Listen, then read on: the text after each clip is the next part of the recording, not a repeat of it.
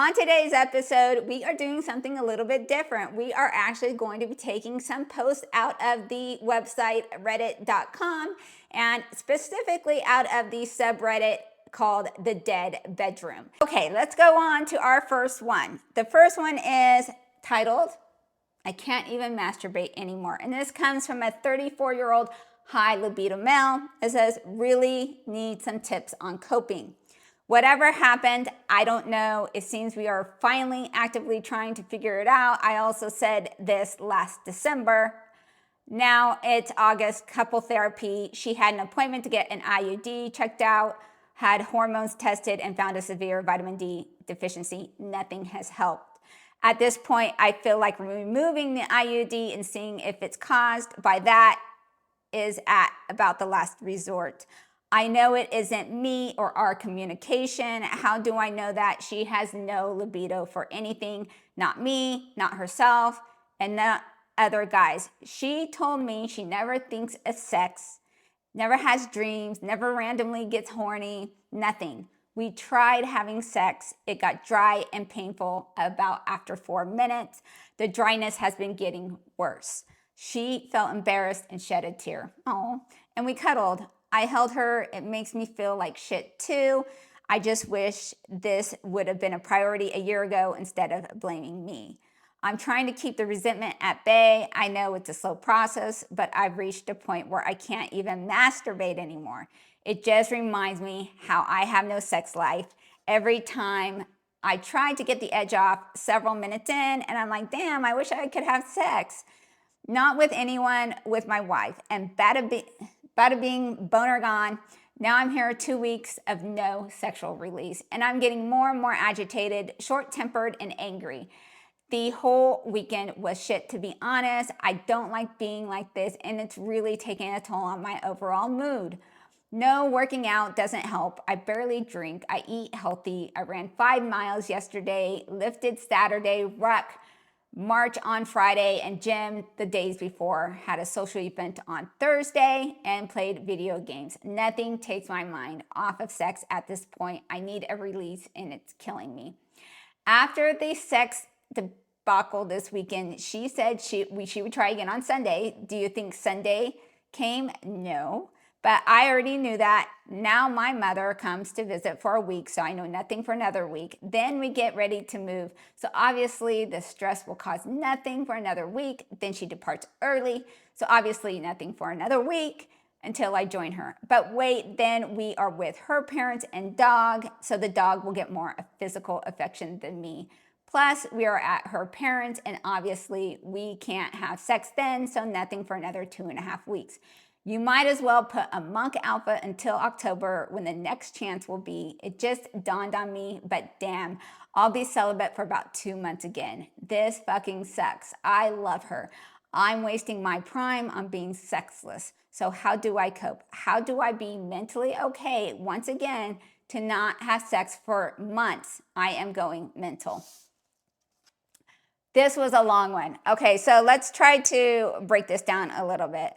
Let's start kind of at the beginning. So it sounds good that like the communication obviously has been there. They've actually tried to check hormones. I think this is fantastic, everyone. If you're 35 years old or older, you really got to get your hormones checked, not just from your normal GP, by an actual hormone doctor who specializes in it, because that's a whole nother discussion. But they'll tell you you're normal, but you're just normal for your age, but that doesn't mean anything. So I think overall, this guy seems to be a bit dramatic. He's like, oh, I'm gonna not, woe is me, I'm not gonna have sex it's been 2 weeks. And I understand, guys, like you're always probably gonna have more desire than your wife here. But this whole drama, and he's already created this story in his head about, and we're not gonna be able to have sex because of X, Y, Z. And I'm like, you can't tell me you can't sneak that in and all that bit. It just sounds like he's like this defeatist mentality. Like, what a little baby. The story that he's created in his mind has affected this ability for him to even masturbate, and because he's so stuck in the woe is me. He's like a typical guy. Let's go fix this problem. I do think hormones are playing a part because the dryness is a hormone thing. I personally, that was like my first sign for that my hormones were off. And that was the first step of like, oh, my body's not responsive. I better go see what my hormone levels are at. And I had the mental desire, but there was a disconnect between me being interested and when we physically got to the act, I'm like, my body wasn't responding, and then having to get the lube, it was not good. It's not good for the men's ego. But it really was a case of me not having any more hormones left. And so for a lot of guys, they'll take that and be like, oh, she's not interested. Her body's not responding. There's something, it's me. And it's not. It's not you. It's not you in that case. So I do think in this case, the hormones are playing a part. I appreciate that he wants to have sex with his wife and he finds her attractive and stuff like that. But I'm like, this guy, he's like, oh my gosh, he's complaining. It's only been 2 weeks. And there's guys that have been in this situation for 2 months, 2 years, 2 decades. And here you have a guy, some guys would be like, damn, every 2 weeks, dude, you're lucky. It's really just an egocentric mindset that I am reading from this point of view. I really need a release and it's killing me. How dramatic. Like, I understand. Come on, dude. Come on. So how do you cope? Stop being a baby. Just realize that there's seasons in life. You're doing everything proactive. Make sure that the hormones get looked at and addressed. All this busyness that you have in your life is just a damn excuse. If you're doing what you need to do as a man, you can sneak in, sneak out. That's it. Having said that, we're going to go with the title, Anniversary Went As Expected. 22 years, coming up on 2 years with no sex at all, and no anniversary sex for the past 10. Had flowers, her favorite bottle of wine, favorite chocolate, and a card waiting for her when she went for morning coffee. Later, we went out to one of her favorite restaurants for her favorite meal. Finished up the evening watching a series she's been interested in and went to bed, and that's the end. I didn't get my hopes up, so I wasn't surprised. All right, the reason why I picked out this particular one is because it highlights something that's reflective of our society. During these big events, the anniversaries, the Valentine's Day, you do these big grandiose behaviors. You you get the flowers, you take her out to the favorite restaurant, and you have these big expectations. But what are you doing on the rest of the time? I have a beef with Valentine's Day for this because I'm just like, it's just a holiday where guys think that they can do this one big grand gesture and then they're off the hook. They're not off the hook.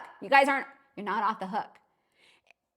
These big grand gestures are nice, but meaningless if there's nothing throughout the rest of the year to back up this sentiment. There's a disconnect. You're this guy one day of the week, but your wife knows the real guy for the other 364 days of the year. So you can't, why are you going in and expecting something different just because you made one grandiose gesture for a couple hours? That's ridiculous. The fact that you've had no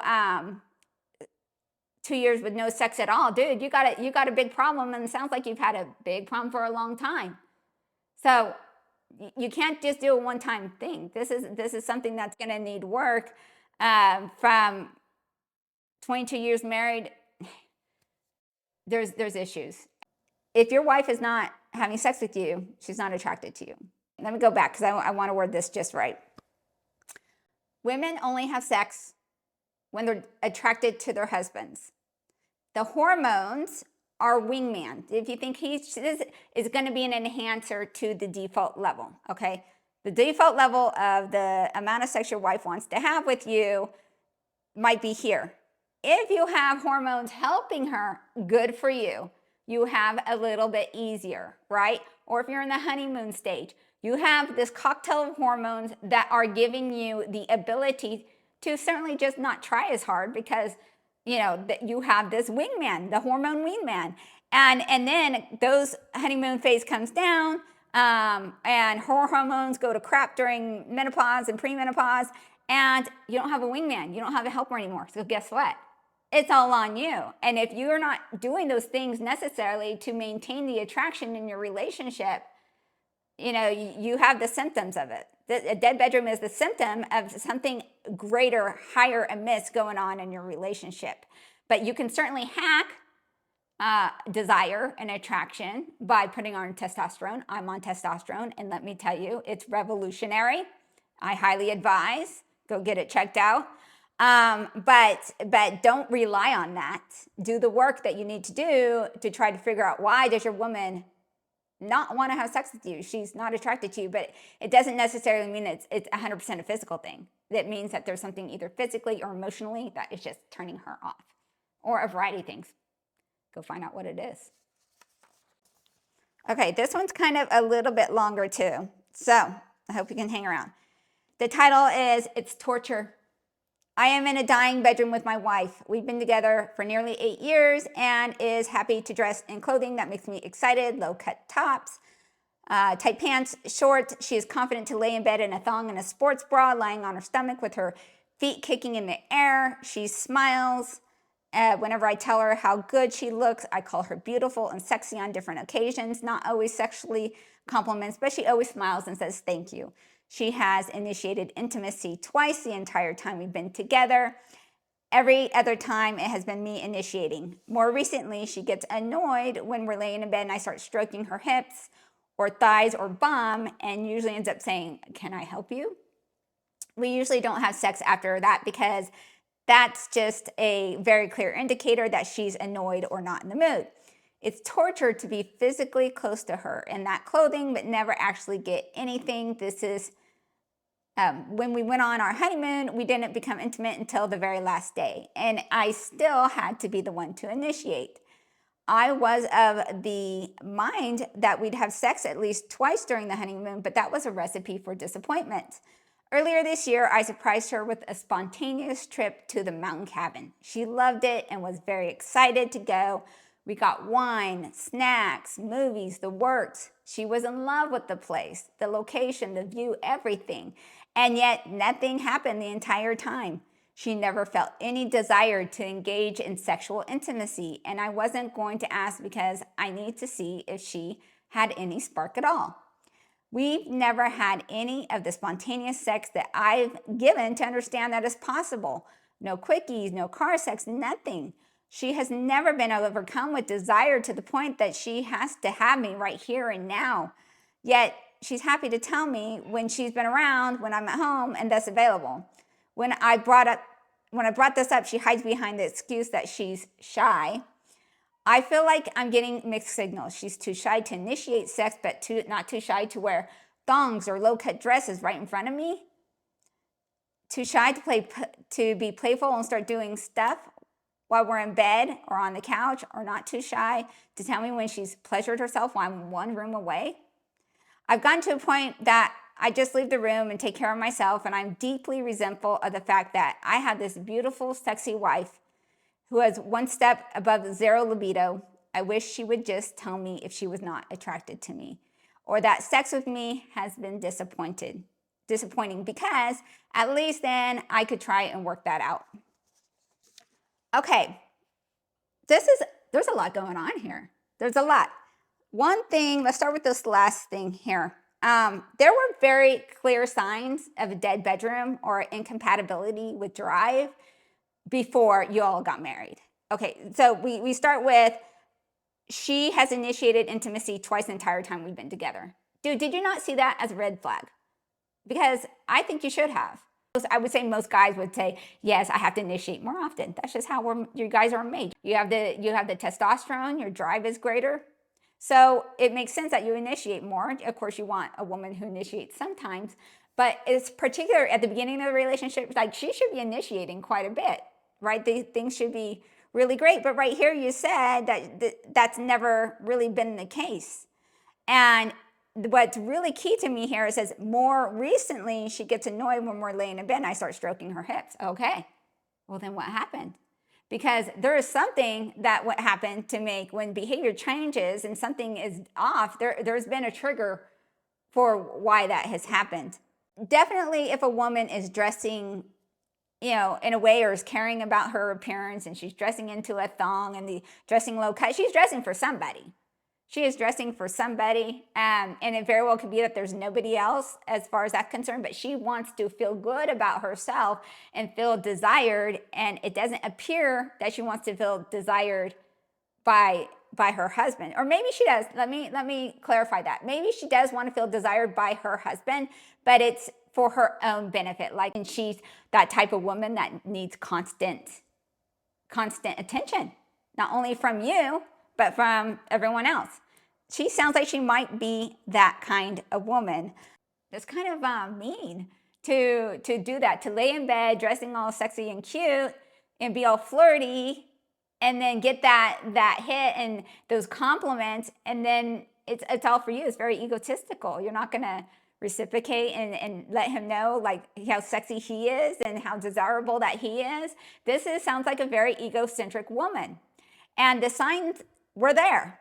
And for some reason, this person chose to ignore it. This husband is really doing everything. He's booking the cabin trips and taking her out.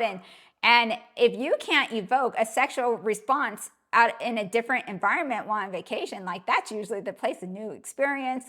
You're on vacation, the stresses of life, all the obstacles that typically get in the way of women living and being able to kind of like get in the mood. He's taken those off of the plate with this vacation and nothing. That's kind of like, once again, I'm feeling like this relationship, it's all about her, and he's catering so much to her and her needs that he's kind of like hasn't been able to tell her or let her know or lead in a manner in which he's like, hey, yoo-hoo, I'm here too. You're getting mixed signals. Yes, dude, yes, you are. She's playing you. She is playing you, and it really seems to be all about her. She doesn't want you. I hate to say it. She doesn't want to have sex with you. There is somebody she wants to have sex with. And if it's not you, you have to figure out why. And so, yeah, she's not shy. She's lounging around. She's letting her know about her solo bedroom activities. That's not something a shy woman does. So you're right on that you are getting mixed signals. I wish she would just tell me she's not attracted to me. Dude, she's telling you. So what you mean is you wish she was telling you verbally. Never, guys, never really listen to what a woman says. Listen to what she does. If she is not having sex with you, if she is not initiating, if she is not giving you hugs and affection and holding your hands and actively seeking that out, she's not into you. And I don't know why she decided to marry you. 8 years doesn't seem like a very long time here. You says you've been together for 8 years. I don't know how many of that you've been married. But yeah, I'm sorry, man. This is a tough call. I think this is a woman who is a constant seeker of attention, and I don't think this is going to end well. All right, that is it. I am done for today. Let me know if you like this style of video, and put a comment if you would like to see more of this. Until then, I'll see you next time.